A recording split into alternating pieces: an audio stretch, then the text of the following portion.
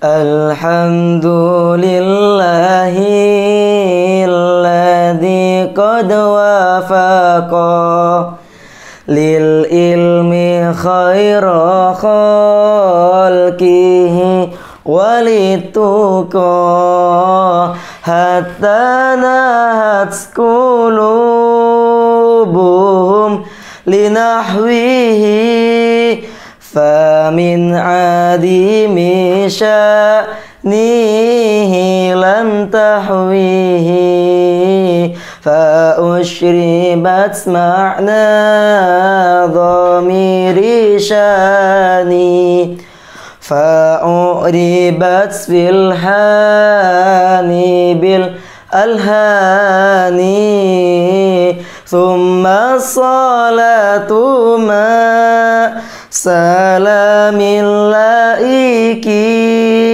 alan nabi afsail khalaiki.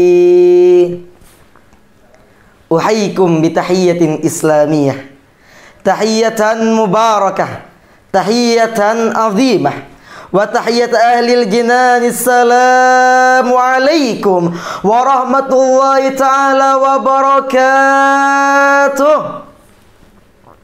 Alhamdulillah, alhamdulillahil ahad, wassalatu wassalam ala man fis samai ismuhu Ahmad wa fil ardi ismuhu Muhammad wa ala alihi ila yaumil mi'ad, amma ba'd. Pertama-tama, marilah kita panjatkan puja dan puji syukur kita kehadirat Allah Subhanahu wa ta'ala yang telah memberikan nikmat kepada kita sehingga kita dapat menjalankan ibadah puasa dengan lancar tanpa halangan. Kedua kalinya, salawat serta salam tetap tercurah limpahkan kepada junjungan kita Nabi besar Muhammad sallallahu alaihi wasallam, karena dengannya lah kita dapat membedakan antara yang hak dan yang batil, antara yang halal dan haram, dan antara jalan menuju surga dan jalan menuju neraka. Baik, kami di sini akan membawakan sebuah pidato bahasa Indonesia yang bertemakan berdakwah tanpa batas di zaman yang terbatas. Hadirin rahimakumullah, Islam adalah agama dakwah. Artinya, agama yang selalu mendorong pemeluknya untuk senantiasa aktif dalam kegiatan dakwah dan menyebarkan ajaran-ajaran agama Islam. Maju dan mundurnya agama Islam bergantung dengan kegiatan dakwah yang dilakukan. Terlebih lagi di era globalisasi saat ini, di mana informasi masuk begitu cepat dan instan, tidak terbendung. Oleh karena itu, kegiatan dakwah sangat dibutuhkan oleh umat Islam dengan tujuan memberikan filter untuk memilah dan memilih informasi sehingga tidak bertentangan dengan ajaran-ajaran agama Islam. Jadi sangat disayangkan jika seorang muslim yang memiliki ilmu tidak menyebarkan ilmunya kepada saudara muslim lainnya. Allah Subhanahu wa ta'ala berfirman di dalam Al-Quran surat An-Nahl ayat 125. A'udzu billahi minasyaitonir rajim. Bismillahirrahmanirrahim. Ud'u ila sabili rabbika bil hikmati wal mau'izatil hasanah wajadilhum billati hiya ahsan inna rabbaka huwa a'lamu bima dhalla an sabilihi wa huwa a'lamu bil muhtadin. Shadaqallahu maulanal azim. Artinya, suruhlah manusia kepada jalan Tuhanmu dengan hikmah dan pelajaran yang baik, dan bantahlah mereka dengan cara yang baik-baik. Sesungguhnya Tuhanmu dialah yang lebih mengetahui tentang siapa yang tersesat dari jalannya, dan dialah yang lebih mengetahui orang-orang yang mendapatkan petunjuk.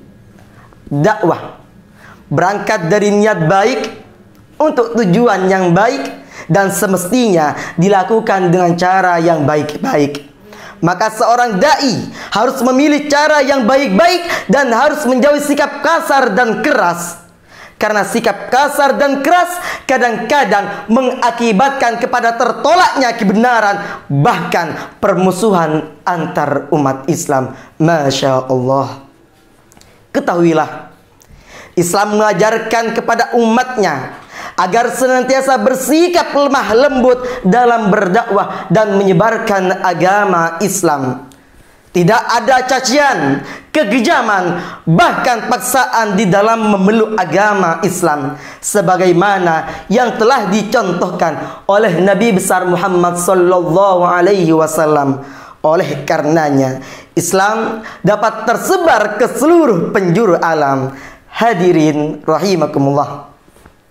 Sebagaimana yang kita ketahui bersama, bahwasanya dakwah merupakan sebuah kewajiban yang dipundakkan kepada setiap umat Islam sesuai dengan kemampuan. Di dalam menjalankan dakwah selalu dihadapkan dengan berbagai tantangan, rintangan, bahkan cobaan di dalam menyebarkan agama Islam sebagai agama rahmatan bagi seluruh alam. Oleh karena itu, jika kita membuka dan mengingat kembali sejarah kelam yang dialami oleh Nabi Muhammad sallallahu alaihi wasallam, dikisahkan bahwasanya Rasulullah sallallahu alaihi wasallam pernah dicaci maki, bahkan dimusuhi oleh seorang yang buta. Si buta melontarkan hinaan, bahkan cacian kepada Nabi Muhammad sallallahu alaihi wasallam, yang mana semua itu tidak dibenarkan, bahkan condong kepada kebohongan. Namun apa yang dilakukan oleh Nabi Muhammad sallallahu alaihi wasallam untuk membalaskan cacian serta hinaan yang disandarkan, justru Nabi Muhammad sallallahu alaihi wasallam membalas keburukan dan kebencian itu dengan kebaikan dan belas kasih sayang. Dan pada suatu hari, seperti biasa, dia selalu melontarkan cacian serta hinaan kepada Nabi Muhammad sallallahu alaihi wasallam. Lalu tiba datang dan khalifah umat Islam, yaitu Abu Bakar, mengabarkan, "Wahai si buta, apakah kau tidak mengetahui siapa yang kau hina dan siapa yang menyuapimu setiap hari?" Lalu dia mengatakan, "Yang aku benci dan aku caci adalah Muhammad. Dia bukan nabi, tapi dia tukang sihir." Lalu Abu Bakar kembali bertanya, "Lalu siapa yang menyuapimu setiap hari?" Lalu dia berkata, "Aku tidak tahu. Namun yang aku tahu, dia adalah pemuda yang sangat baik, tidak seperti Muhammad si tukang sihir." Lalu Abu Bakar bertanya kepadanya, "Apakah engkau tahu siapa yang berbicara denganmu sekarang?" "Aku adalah sahabat Nabi Muhammad sallallahu alaihi wasallam. Aku adalah Abu Bakar. Dan yang telah menyuapimu setiap hari, dia telah wafat. Dan apakah engkau tahu siapa yang menyuapimu setiap hari? Dia adalah Rasulullah sallallahu alaihi wasallam." Kemudian si buta itu pun menangis dengan keras-kerasnya dan merasa sangat bersalah dengan apa yang dia lontarkan kepada Nabi Muhammad sallallahu alaihi wasallam. Lalu di hadapan Abu Bakar, dia menyatakan bersedia untuk masuk Islam. Hadirin rahimakumullah.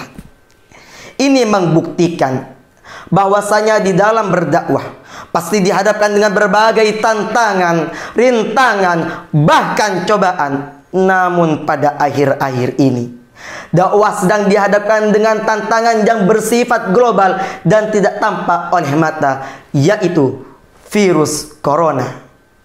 Wabah corona ini telah menyebar di mana-mana, bukan hanya di negara yang berada di Asia seperti Malaysia, Singapura, juga Filipina. Bahkan virus corona ini juga menyebar di benua Eropa, Amerika, Australia, Afrika, bahkan di negara tercinta kita, Indonesia. Wabah ini telah membuat pergerakan dakwah menjadi terhambat. Interaksi antara dai dengan mat'u menjadi terjegat dengan anjuran tidak boleh mendekat. Termasuk terbatasnya pergerakan dai untuk bepergian keluar daerah dalam rangka menjalankan dakwah. Dan dalam rangka menghadapi COVID-19 ini, ada harapan yang kuat untuk bisa membangkitkan semangat semua pihak agar tidak berhenti berdakwah meskipun sedang berada di tengah ancaman wabah. Maka diperlukan langkah-langkah yang strategis untuk mencegah agar jamaah dapat mengikuti pengajian tanpa harus hadir ke tempat pengajian. Pada zaman sekarang ini, manusia sudah sangat bergantung dengan yang namanya sosial media. Sosial media menjadi aplikasi yang paling sering digunakan di dalam menjalankan keseharian kita. Media sosial merupakan salah satu media untuk berkomunikasi dengan sesama manusia dari jarak yang tidak tampak oleh mata. Jadi media ini sangat cocok menjadi media dakwah di era pandemi ini, namun tetap menjaga kandungan nilai-nilai Islami. Berdasarkan hasil penelitian ditetapkan bahwa dakwah melalui media sosial terbukti sangat efisien. Hanya dengan satu postingan sudah dapat menjangkau dan menginspirasi lebih dari 900.000 insan. Oleh karena itu, tidak ada kata menyerah di dalam berdakwah meskipun kita sedang berada di tengah wabah. Jadi, pesan singkat dari pidato kami, berdakwalah tanpa batas meskipun kita berada di era yang sangat terbatas. Saat semua menghilang, kau tetap setia menjaga. Kau berkorban tanpa suara demi senyum yang lain. Saat semua tertidur, kau terjaga sepanjang waktu. Lupakanlah ragamu demi raga yang lain. Dunia telah tersenyum melihat kau bertaruh nyawa yang kau tak pedulikan punya demi raga yang lain. Engkau pahlawan dunia, Tuhan yang akan membalas semua jerih lelah yang tak ternilai demi raga yang lain. Untukmu, wahai tenaga medis di garis depan, yang bersedia untuk menanggung beban, yang tak pernah lelah kau melawan, tak gentar kau berjalan, engkau tetap gigih berjuang. Engkau tetap berjuang demi kesehatan orang-orang. Kau tetap rela berkorban walau banyak rintangan yang menghadang.